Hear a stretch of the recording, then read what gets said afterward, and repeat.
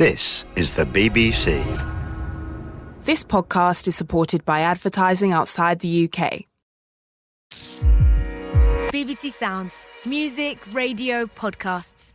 Hi everyone and welcome to Monday's episode of 10 to the Top. It's a brand new week, which means we clear the slate, we get rid of all the previous scores and we start again. Let's see if we can kick off with a big one. Hope your weekend was all right. Hope you had a good one. Hope everyone's healthy, safe and well. Thanks for joining us, and remember, subscribe so that you get us all the time downloaded automatically onto your device. Right, here we go. Strap yourselves in. BBC Radio 2, 10 to the Top. Well, look at us, a brand new week. Let's welcome Barry Turner from Oswestry. One of them places I always struggle saying, Oswestry in Shropshire. Hi, Barry, all right? I'm very well, thank you, Mr. K. How are you? Yeah, very good. Hey, Barry, we should be highly honoured because you're a record breaker. I was, yeah. I don't know if the record still holds, but yeah, I was part of 799 drummers in one room it was Event City in Manchester. What was the record that you broke or set? It was the most number of drummers in one room playing the same thing at the same time. And what was the tune? It was just a bum, bam, bum, bam for about 5 minutes. Okay. That was it, really, with some fills and stuff. And yes, it was a tad loud. And are you the drummer in your Foo Fighters tribute band? I am, yes. Yep, I'm the loud one at the back. Hey, well, I'm not being funny, but as the drummer of a Foo Fighters tribute band, you've got a lot of eyes on yourself when you're drumming. Not only is Dave Grohl the frontman of the Foo Fighters, but the late great Taylor Hawkins was the drummer of the Foo Fighters, two exceptional fellas who can play a pretty mean pair of drumsticks. Yeah, it was quite daunting when we first started it. My best mate, Spud, the singer, I was like, really, have you heard the drums? Yeah, but, exactly. Yeah, I like a challenge, and it's good fun. Yeah, nice. You're a yard manager. Is that for a haulage company? What's that? No, it's a architectural salvage yard. So we do everything, all reclaimed things like bricks and slates and roof tiles and all sorts. We do everything new as well. So all your roofing needs are in one, but everything else as well. If it's old, we've got it. Oh, very nice. I like that because there's a lot of knockdown rebuilds going on, but, you see these trucks taking away the bricks, but a lot of them go away and get used again, don't they? Yeah. Especially the old ones, the older ones. Yeah, we've got a lot of old bricks and things like that. Handmade bricks are quite sought after these days, and they're getting a bit like chicken lips at the minute, but we can get hold of them. All right, good stuff. That's a very good analogy. I'm giggling inside with that one. That's very good. How do you usually do on 10 to the Top, Barry? I usually get either nothing or quite a few. All right, well, let's try. Let's see how we do. We've had some pretty decent scores the past couple of weeks. Not had a 65 for a while, so fingers crossed, Barry. You can get over into double figures is the benchmark that we ask people to aim for. 20 is very good. Anything over 25 is amazing. So good luck, Barry. Thank you.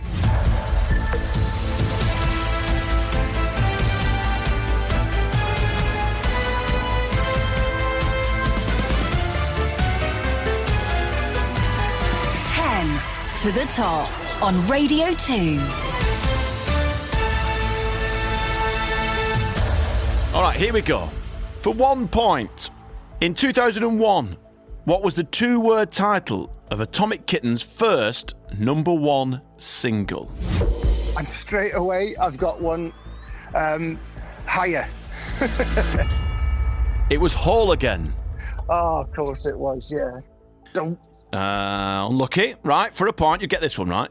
What kind of yell did Billy Idol sing about on his 1985 Top 10 single?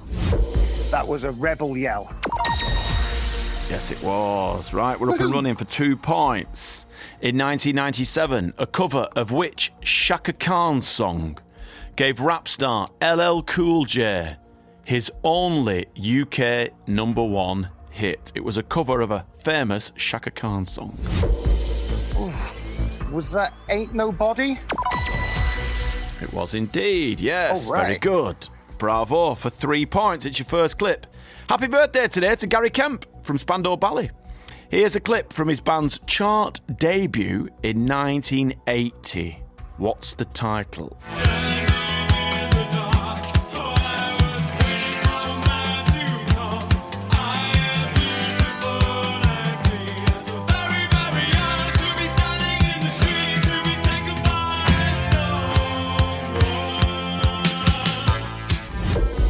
I'm going to have to pass on that one. Sorry, Vernon. I can't get that.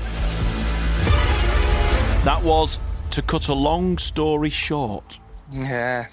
Not good. I love the 80s, but not quite my era. Yeah, well, speaking of the 80s, Vince Clarke has said that was the song that inspired him to write Just Can't Get Enough a few months later when he was still a member of Depeche Mode. There you go. They are. Fact of the day. I'm sure there'll be many more to come, Barry, on this quiz. Here's a question for a point. Name the UK grime star who spent a fortnight at number 1 in 2019 with his song Vossi Bop. Was that Stormzy? It was, yes, the poster boy for UK grime. Yes. For 2 points, the host of The Rising Sun in 1964. And We Gotta Get Out of This Place in 1965 were the 2 biggest chart hits for which group? It's one of those. Was it the Trogs? It was the Animals. Ah, I knew it was the something. Yeah, you'd put the Trogs and the Animals on the same bus to school. Yeah, yes. Right, for a point, Barry. On their 1988 top 10 song, Prefab Sprout claimed they were the king of what? Oh, I know this. I know. I can't get it. Rock and roll. King of rock and roll. Right. In what year did Rock Your Baby spend 3 weeks at number 1 for George McRae? Let's go with 1976. Pretty decent guess. It was 1974. Ah, the year of my birth. Yeah. That's why I didn't get it. And mine, yeah. Co-writer Rick Finch was just 20 years old when he received his first royalty check for the song. He used that $227,000 to buy his mum a brand new Jaguar. 227 grand? What kind of Jaguar was he buying? Gold-plated. Wow, yeah. All right, for a point, here we go. It's your final clip. On this week's chart in 1999, this singer went straight in at number 2 with the song you're about to hear. Who is she? Good luck with this. 2 times, 3 times, 2 times, 3 times, 2 times. I'm going to say Wakefield, because that's all I can think of. Anne Lee. I'm afraid I've never heard of the lady. Right, it's your last question. It's worth a point, but we're going to play a joker because it is the final question on your run of 10 to the top. Which Faulty Towers character has the same name as the chart star who sang When I'm Good and Ready in 1993? Sybil.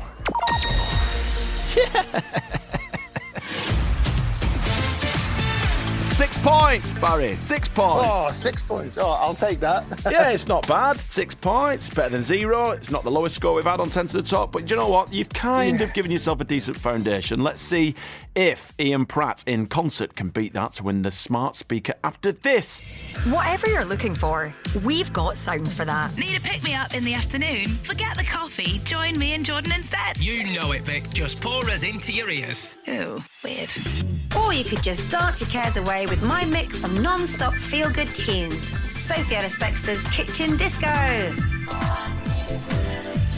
Or, if you want to change your pace, try out 6 Degrees from Jamie and Spencer. Jamie can even be quite funny occasionally. Bit rude, but I can. Music, radio, podcasts. Listen on BBC Sounds. Well, that sounds all right, doesn't it? Oh, and did you know that if you hit subscribe, you get your favourite podcast downloaded straight onto your device? So do that now. I'll give you 10 seconds. 5, 4, 3, 2, 1. Let's crack on with 10 to the top. Here's contestant number 2. BBC Radio 2. 10 to the top. Right, so Barry scored 6. Let's see if Ian Pratt in concert in County Durham can beat that to take home the smart speaker. Ian, first things first, you love running and you've done several marathons. Let's have a chat, my friend. Oh, yes, yeah. I've done a lot of exercise in my past, various things, triathlons. I've only done the one marathon, but I've done various half marathons and hard moves and all them, ultra runs and what have you, the daft stuff. Yeah, talk to me about your training. What did you do to prepare for all of these long-distance runs? Well, we'd just go out. Luckily, I was doing it with some friends. A friend of mine, Graham, did it the same, Ironman the same year. And we just took a year out and just cycled as much as I can, run as much as I can, and just in between did a bit of swimming, and basically that was it. And just spent the whole year out doing the training, you know. When you went out training, let's say you just ripped on your trainers and went out for a jog, how far did you run? Well, we did various things. We did anything from like 10, 12, 14, 15 miles, you know, then we covered and did a short one, then we always kept like a long one for the weekend and like built up to about 20 miles or so.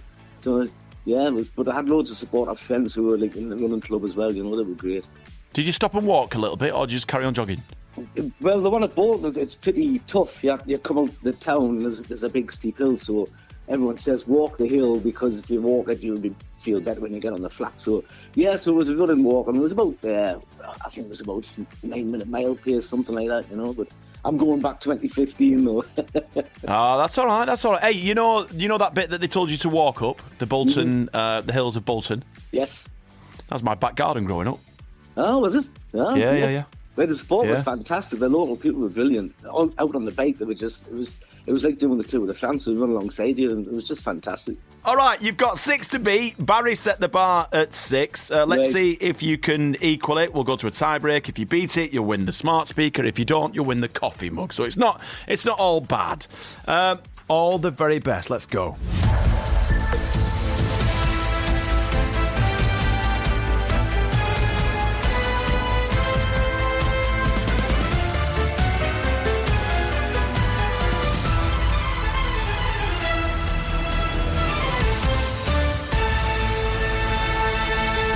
In 1986, Robert Palmer said, "You're gonna have to face it. You're addicted to what?" Love.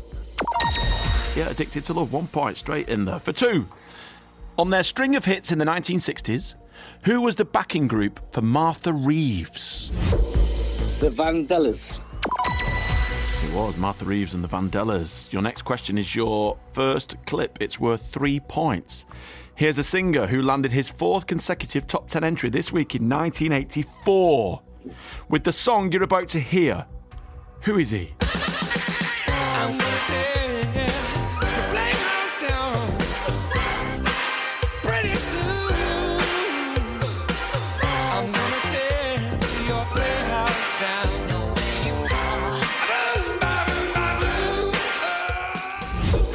Is that Paul Young? Alrighty, full house so far. It was Paul Young. This is worth 4 points. Steve Winwood in 1987 and the Zootons in 2006 both had different hits with the same person's name in the title. What was it? Is that Valerie? It was Valerie, yes. Well done. For I think 5. I'll play me Joker, Vernon. I don't want to tempt fate and go first. All right, yes. We're going to play the Joker. Was worth 5, now worth 10. Crossroads in 2002 and Flip Reverse in 2003 were huge hits for which 10-member boy band? Oh, I'm not up on the boy bands, Vernon. 10.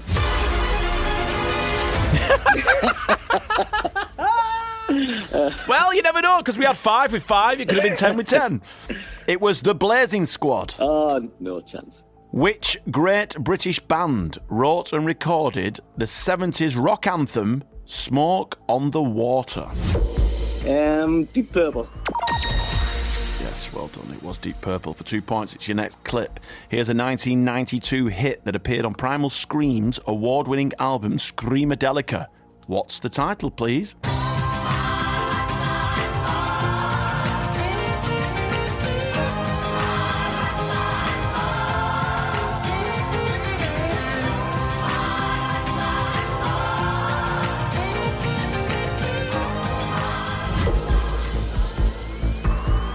No, I can't remember. It was Moving On Up. Oh, of course, yes. Oh, yeah. I just had it. All right, we start again with a 1-point question. In May 1990, what kind of girl did New Kids on the Block sing about on their top 3 singles?